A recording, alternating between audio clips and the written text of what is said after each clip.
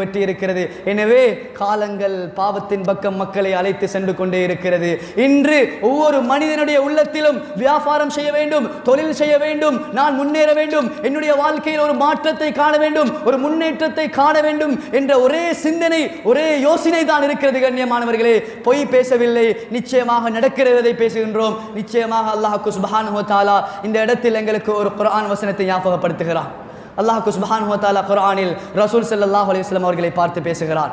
வஸ்பிர் நஃப்ஸக மஅல்லதீன யதூன ரப்பஹும் பில்கதாதி வல் ஆஷி யுரீதுன வஜ்ஹஹு வலா தஅது ஐனாக அன்ஹும். அல்லாஹ் சுப்ஹானஹு வ தஆலா இந்த கெட்ட நண்பர்களை பற்றி பேசும்போது, உலக ஆசையுள்ள நண்பர்கள், துனியாவுடைய ஆசையுள்ள நண்பர்கள், சம்பாதிக்க வேண்டும், வாழ்க்கையில் முன்னேற வேண்டும் என்ற ஆசையுள்ள நண்பர்களை விட்டும் தூரமாக இருங்கள் என்பதை அல்லாஹ் பேசுகிறான். ரசூல் ஸல்லல்லாஹு அலைஹி வஸல்லம் அவர்களை பார்த்து பேசுகிறான்.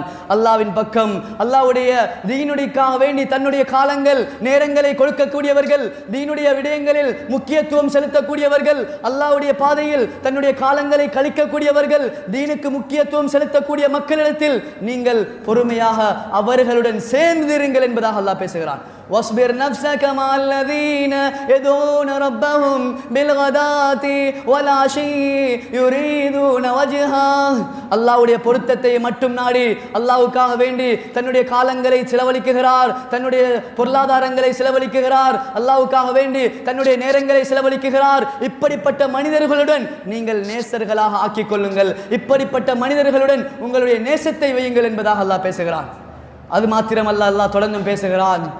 واصبر نفسك مع الذين يدعون ربهم بالغداة والعشي يريدون وجهه ولا تعد عيناك عنهم تريد زينة الحياة الدنيا. உலக ஆசையுள்ள மக்கள் இருக்கிறார்கள்.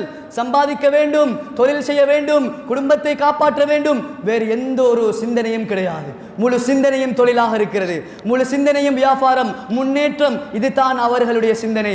துரீதுன அரதல் ஹயாத்தித் துன்யா வலா துதி மன் அஃபல்னா கல்பஹு அன் திக்ரினா வத்தபா ஹவாஹு வகான அம்ருஹு ஃபுருதா.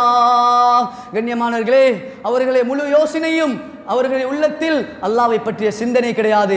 எனவே வகான அம்ருஹு ஃபுருதா, அவர்களுடைய முடிவும் மோசமான முடிவாக மாறும் என்பதாக அல்லாஹ் பேசுகிறார்.